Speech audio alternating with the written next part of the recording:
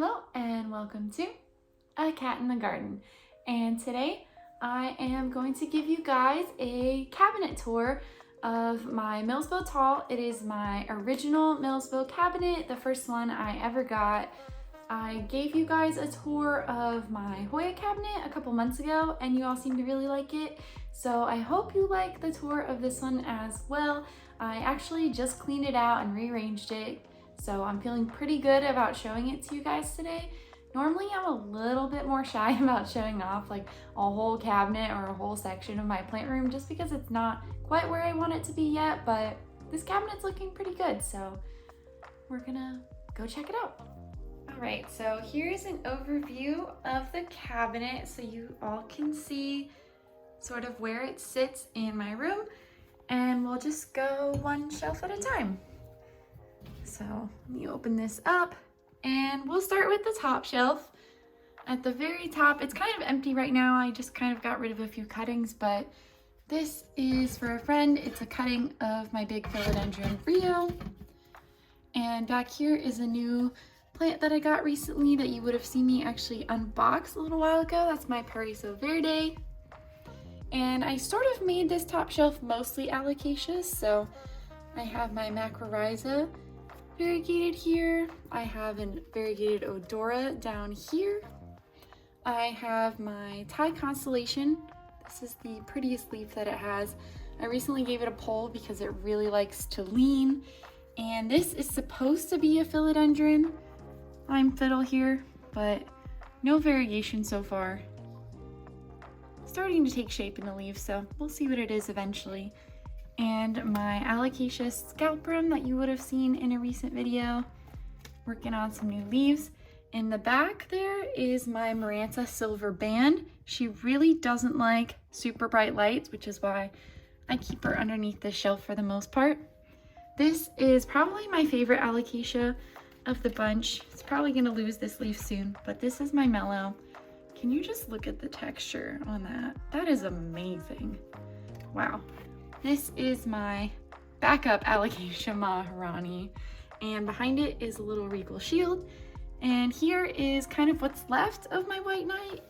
I chopped it all up because it was getting a little wonky and it's just not rooting. So thoughts and prayers, please, because I would really like to save it. I love that plant so much. And then down here, this has an Alocasia, some Hoyas, kind of a mixed bag down here, but I have my absolutely gorgeous Monstera stanleyana Aurea. It's probably the only Aurea plant I own, but I love it. Then my Hoya Snow Queen. It's either Latifolia or Macrophylla. I can never remember. My baby Pink Princess, which is not behaving, but that's okay. This is my Hoya Lacanosa Royal Flush. It keeps blooming from that peduncle, but it's not blooming right now.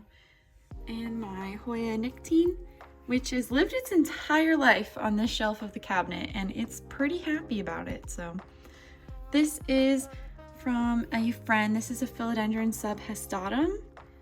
Really beautiful backs on those leaves. That's why I love it so much. And I recently gave it this pull for support because it was starting to lean. Oh, we got a new leaf in here. I'm seeing this for the first time with you guys. This is Philodendron Plowmanii. I think it's supposed to be a crawler, but so far it is not crawling, so I don't know what's up with that, but we'll see. This is a Hoya Thompsonii. Got some new growth over here. These are super cute fuzzy Hoyas. I don't know if you can see all the little hairs on there, but absolutely adorable. That's what I love about it. This is my Alocasia Silver Dragon, one of my OG Alocasias. It's gonna lose this leaf soon. Yeah, but she's doing really well. Giant rhizome. So pretty happy with her. This is one of my 3 spiral gingers, though I think I'm gonna take it out of LECA. I did an experiment growing this plant in 3 different media. This was what did the worst, so I need to take it out because it's really not happy in LECA. I don't know why, but LECA's really good for rooting plants, but I don't find it sustainable for actually growing plants long term. This is a really cute Hoya. It's called a Cutis porcellana. Really nice subtle veining. I don't really see this one around often. It came to me as a 3-leaf cutting and it's just kind of growing like crazy. So that one's been fun. And this is a little silver sword baby. I actually recently sold this one, but it is too cold where the buyer is to ship, so it's waiting. And we have a fungus gnat. That's lovely. But speaking of fungus gnats, this is my cute little carnivorous plant. Sorry if bugs bother you, but it is really taking care of the fungus gnat problem that I had here. So, and it's been a pretty chill plant. I don't really know what I'm doing, but I just give it water, which it looks like I need to give it some more, and it kills fungus gnats for me. So that's been going really well. This is one of my husband's few plants. It is technically a ring of fire, but it looks terrible. I don't know what to do with it, but it is growing nicely. But when I got it, it had a super highly variegated leaf, and all of that variegation seems to just be going away with each new leaf. So I don't know. I'll try to get him a new one at some point. These are my little alocasia black velvets.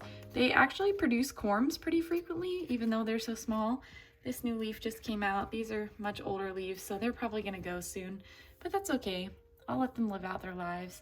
This is a Hoya lacunosa snowcaps. I had to rehab this one actually.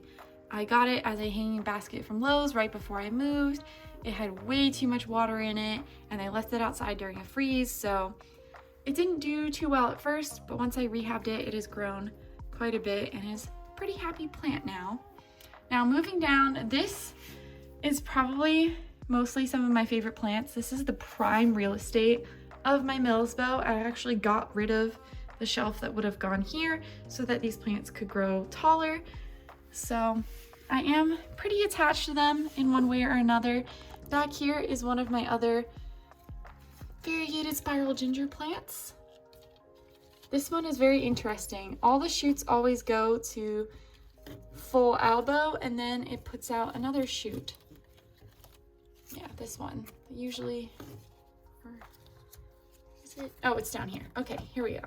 So this shoot actually is turning all green, which I have not seen from this plant before, but every time it goes full elbow, it puts out a new shoot.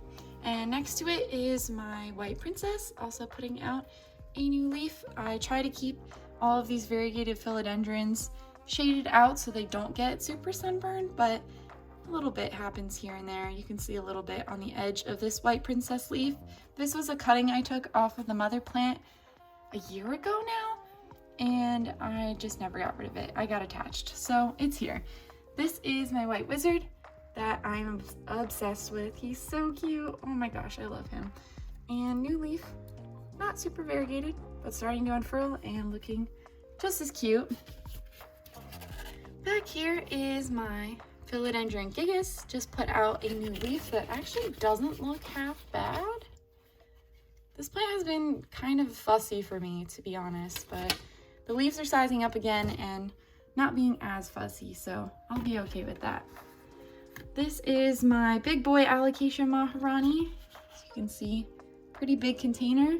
I just cut out 2 inflows and now it's putting out a leaf, so it's safe to say it's behaving again. Behind it is my philodendron pink princess, which will not behave for the life of me. It was super highly variegated, and as it grows, it's losing the variegation, and the leaves just keep getting smaller on every single branch. So I don't really know what's happening there. I might eventually get rid of it in favor of just buying a bigger one because that's what I want anyway. But for now, that's my pink princess. I also missed over here, this is my Anthurium pulcachense, and it has done absolutely nothing in my care. I've owned it for almost a year now, so if you have any tips on getting it to do literally anything, I am all ears. Let me see, over here, this is my Philodendron Kirkbride. This is a variety of micans that is supposed to get super big leaves, like way bigger than micans. I have 2 strands. The one down here has bigger leaves, so it might give me something someday, but this strand is literally just like a mican, so it is what it is. Behind it, I have my Monstera stanleyana albo. There's a leaf coming out up here. Pretty cute. And it's a lot more bushy down here, but I really like how filled in this area looks. Lots of life going on. I just potted this up, so it's not quite, yeah, we got some dust on it, but it's not quite used to its situation yet. But this is my Scindapsus Platinum. I bought it as a pretty small cutting, and it grew quite a bit of runners. You can kind of see I wrapped it around this pole, but it is starting to behave again, thank goodness. Of course, there's a gnat on there, so I probably need to use some Velcro and put it up here, but it's such a pretty plant. I really enjoy this one, so I hope it takes to the pole and does really well. I think I'll get it a pole extension, or I'll cut it at some point because there are a lot of nodes. And then last two, obviously my favorite plant of all time, my variegated Micans Velvet Halo. So it's got a little plant there, which is one I bought first, and then a couple months later I bought this one, and here is the newest leaf. Oh, that is just gorgeous. Oh my gosh, it's literally like sparkling. So I absolutely love this plant. A few months ago I put both of my plants together so that they could grow in harmony. I'm eventually going to get them one of these grow thickly D-shaped moss poles, but for now it actually really likes this pole that I made.